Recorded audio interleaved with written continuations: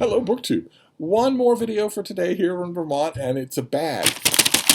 You can hear it because in addition to going book hunting, Frida and I, since she's welcome everywhere, and since she's so good in the car, and since she's so good in other stores with other people, there's absolutely no reason for me not to tag along. And there were a whole bunch of errands that needed to be done. Sundays tend to accumulate errands that needed to be done, and I get a huge vicarious thrill out of car rides. I know that a lot of you are going to email me with jokes about how I stick my head out the window and loll my tongue, but what can I say? It's yet another canine trait. I don't drive. I don't know how to drive. I don't have any access to a car back in Boston. So if I hear the car keys jingle, Frida's ears perk up, and so do mine. There were a whole bunch of things we had to do. We went to a whole bunch of places. I made a video about one of the charity shops that we went to for books, but we also went to, there's a little strip mall that has two shops next to each other that I have fallen in love with from trips up to Vermont. I want to show you what I got at both of those. The first is Books A Million. Bam! I should have taken a picture of the front of the shop because they have an exclamation point and everything. And it's a retail bookstore.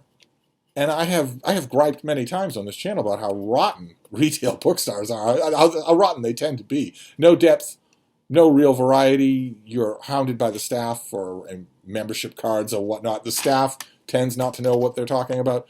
And Books A Million is completely different. I praised it on this channel before. It's terrific. Just a terrific bookstore. All your needs are met in that bookstore. There is a newsstand. There's a huge selection of markdown remainders of all kinds of things. There are vast selection in every book section. There's all sorts of tchotchkes and whatnot. They are just a delightful place.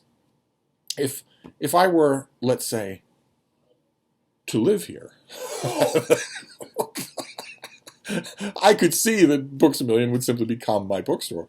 You wouldn't think that because I have a lifetime employee discount at Barnes & Noble. A card and everything.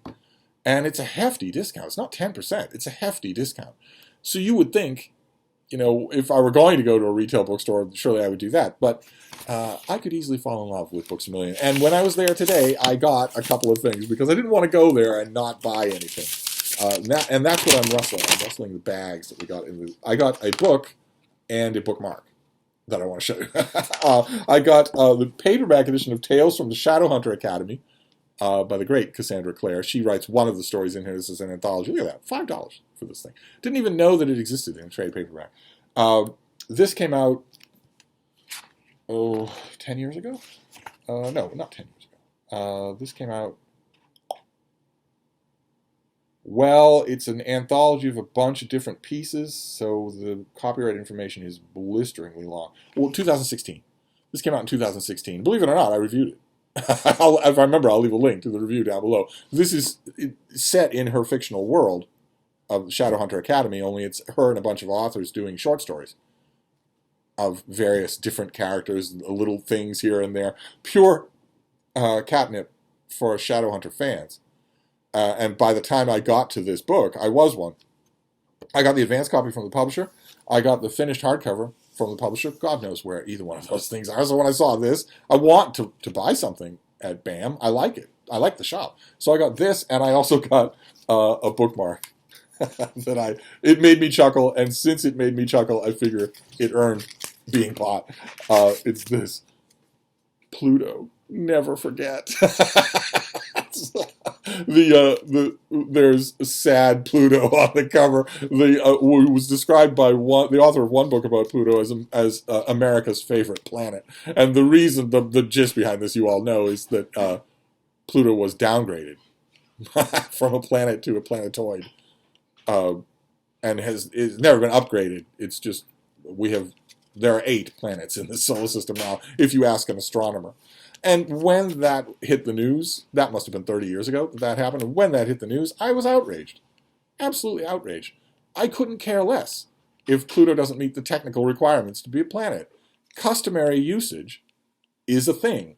Customary usage should beat out scientific pedantry any day of the week. Of course Pluto is a planet. Pluto was considered a planet from the moment it was discovered. So as you can see, I have very warm partisan feelings. So this is a perfect bookmark for me. I don't know if it will stay in Tales from Shadowhunter Academy. I might use it for something else. Seems more fitting than it should be in an astronomy book of some kind. Maybe I'll find one of those on this visit. And then you can hear the bag rattling, because there was one other place that we went to. Books A Million is one of the 2 places in this strip mall that is really nice. The other is Newbery Comics. A wicked good time. And the Newbery Comics is a chain throughout the Northeast. I have one in Boston.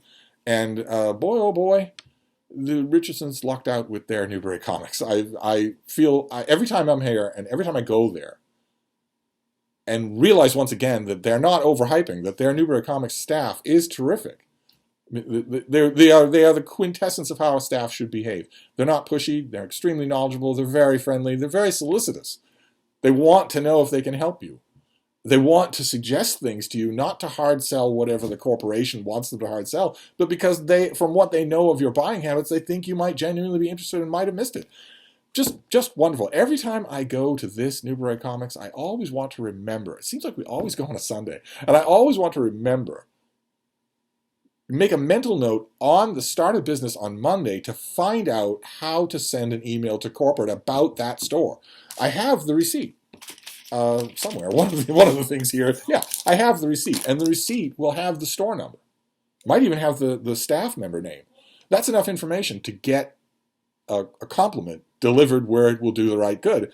I just never remember to do it, but I will try this time around. But I went to Newbery Comics, and it was hilarious. Frida yelled at everyone. she screams at people to pet her, and she looks like a battery-operated little wind-up toy. She looks like a children's toy. So everybody's always happy when she yells at them, and she gets really excited when she's going into a new store because she knows there'll be new people to yell at. And I went to just time immemorial habits from going to comic book stores. You beeline straight for the new releases this week rack, even though that doesn't make any sense. Aside from, I don't go to my own Newbery Comics, and I don't follow any new release issues except for the ones that Mark Richardson and his wife are kind enough to get from me here in Vermont. I don't go to my own Newbery Comics. So why I made a beeline to that section, it beats me, but I'm glad I did. I'm very glad I did. Actually, one of the reasons why you would do that, even if you don't frequent your comic shops, is because every week, Marvel or DC, the 2 big superhero publishers, almost every week there's a first issue. It used to be very rare that happened. Now it's almost every week. So if for instance, I lived here, I could go to that new release every week and probably find a first issue that intrigues me just a bit. But I also went just to see, what was new that week and sort of revel in not knowing anything about it. And like I say, I'm glad I did, because I saw something there, and I did a double take when I saw it. In the new this week section, I did a double take because I thought, okay, are they reprinting this or what? Is this an anniversary of some kind? Because I saw something there that's old. That's 20 years old. And it's this. Aerosmith. This is called Behind Enemy Lines, #1. This is by Kurt Busiek, the writer, and Carlos Pacheco, the great artist. And I saw it and I thought, what? What is this? Aerosmith was 20 years ago, more than 20 years ago. This is a fantasy World War I comic book in which magic has always been real. Trolls and ogres and dragons have always been real. But world politics are still real, and World War I happens anyway. And instead of the heroic biplane squadrons dodging and weaving and fighting in the air, you have a squadron of young men who bond with dragons, and that allows them limited powers of flight, and they still fight in the air. Both sides still have dogfights, but they're with dragons. And there was a whole line of Aerosmith #1 with multiple covers. All of these things have multiple covers now. There's an ad on the back for, I don't know if you can make it out, So Smart in their fine uniforms. I guess maybe there's going to be a hardcover reprint of the first run of Aerosmith from 20 years ago. That would be great. If that hardcover reprint really does occur, that would be great. But if that hardcover reprint shows up, that won't be something that I beg and plead Mark and his Deb to get for me, because it'll be a book. If it's a book, if it's a graphic novel, if it's a collection of any kind, it would be crazy for me to pay full price when I can order it at Barnes & Noble, where I have a deep discount. But single issue comics, that's quite a different thing. And there was a whole row of these things, all kinds of variation covers. There was a cover by Carlos Pacheco, and you might think, well, if I'm praising it so much, why didn't I get that cover? The reason why is because this is a Howard Chaykin cover, and you don't pass up Howard Chaykin artwork if you're a comic book fan. Maybe in the 21st century you do. I'm sure Chaykin has been canceled a million times over. He is as cancelable as anybody gets. But he's also brilliant. So if there's a Howard Chaykin cover, I'm definitely going to grab that one. But the interior artwork is Carlos Pacheco, exactly as if we were stepping back into that old... I have the softcover collection of those first few issues from 22 years ago. I have that somewhere back at Hyde Cottage. And now it's continuing again. Fantastic. Then the other 4 comics that I got have a bit of a theme. When we were going to Newbery Comics, I was thinking, okay, well, are there any new releases, anything at all that's maybe hit the news or that I'm in any way interested in? And when we were pulling into the parking lot, I thought, oh yeah, Gay Superman.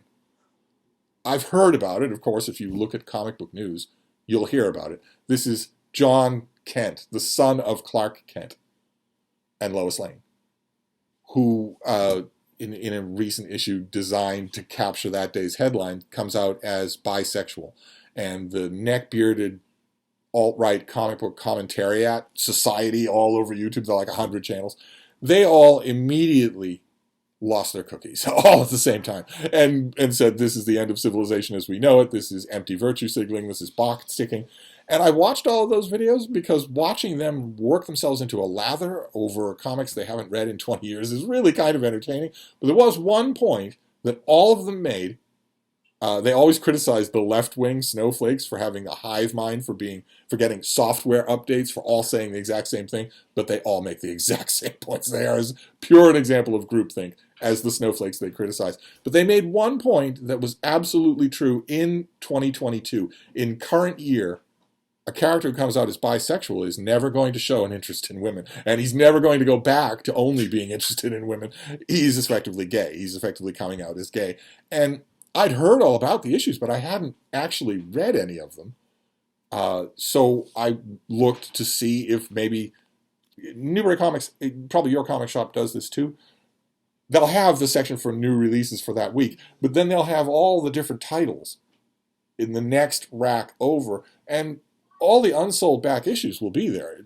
They can't return these things. You can't return comics for credit like you can books. So they'll just be sitting there. Sometimes you can get caught up, so to speak.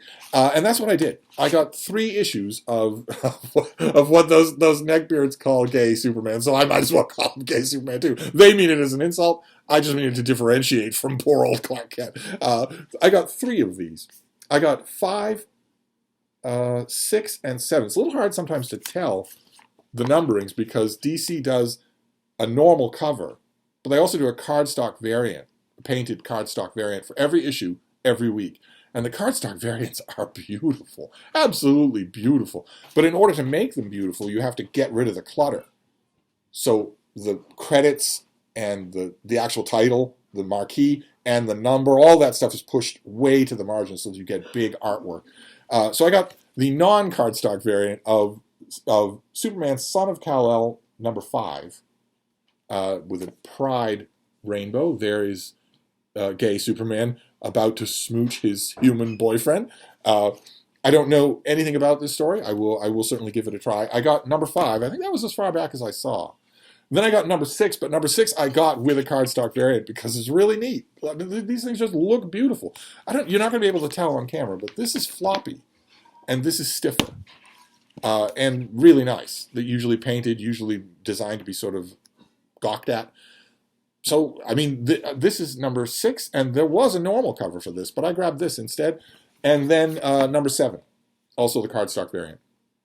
There is young John Kent talking with the new Aquaman, who is also gay. As someone, those furious neckbeards on YouTube pointed out, that almost all of DC's marquee characters have been retconned as gay, or have been replaced by characters using the same name, who are gay.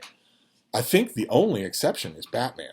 Even DC, even in 2022, even with Twitter looking right over their shoulder, DC Comics is not going to make Batman gay or bisexual. It's never going to happen. But everybody else appears to be fair game. They won't do it with Superman, with Clark Kent. But his teenage son, absolutely. The teenage apprentice of Aquaman, absolutely. And everybody else, too. Wonder Woman, you don't need to worry. Harley Quinn, Poison Ivy, it just goes down the list. And this is the cardstock variant, and I guess the joke here of this illustration is that John Kent needs to hold his breath underwater. Is that why he's holding his breath? That's why his cheeks are all bulged out and he's holding his nose? Is that because he can't just swim underwater? He needs to breathe, in other words?